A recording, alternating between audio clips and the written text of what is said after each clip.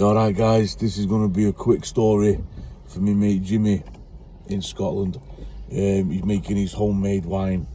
I commented on your video and I told you I'd drop my little story about the homemade wine from a couple of the Scotch drivers. Now, I used to work over there in the background, the FedEx depot over there a couple of years ago.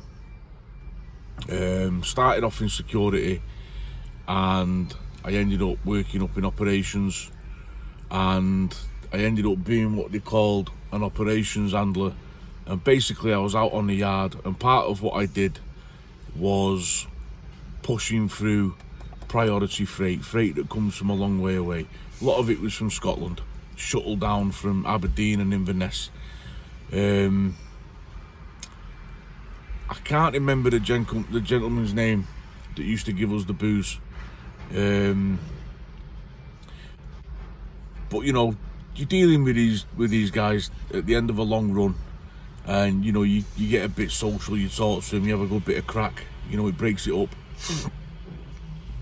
And so one time, it's bugging me now, I can't remember the man's name, but he gave me some homemade wine and he gave me a couple of litres of beer. It was bottled up in 2 litre bottles, and he said put it in the fridge, chill it, and it'll be right. So fair enough. He said I've no idea what the strength is. He said I've made it, I've no idea what the strength is. It was like a stout. Now I like Guinness, so this was, you know, good for me. So I opened the bottle and I tasted it, and it was delicious. It was earthy and it was fruity and it was dark and it was everything you wanted your stout to be, and it was strong.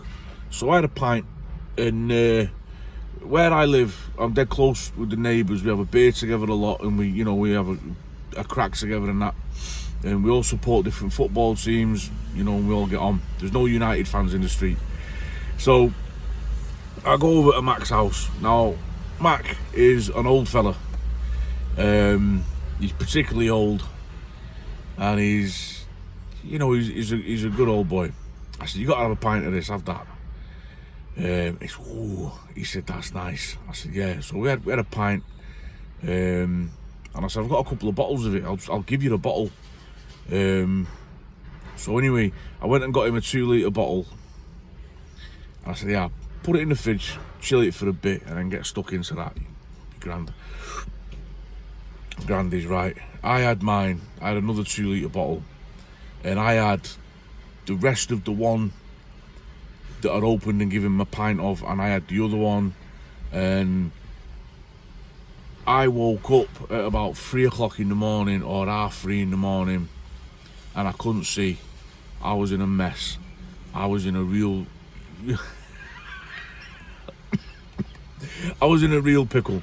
Anyway, I stumble up to bed and I see they're over there looking at me now, wondering what I'm doing.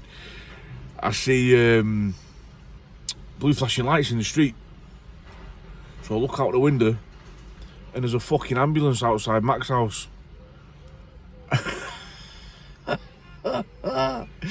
And I woke her up and I said, babe, I think I've killed Mac.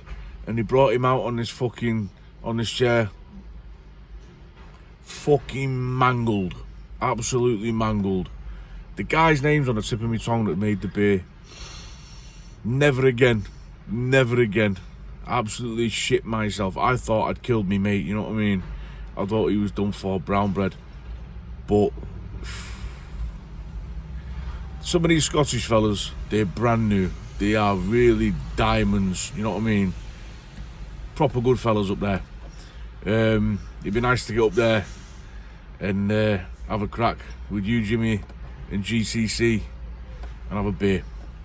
Alright mate, that's my little story about the homemade beer. Hope you enjoyed it, and I hope you're doing well. Every day I think about you, mate. I hope you're kicking cancer's ass.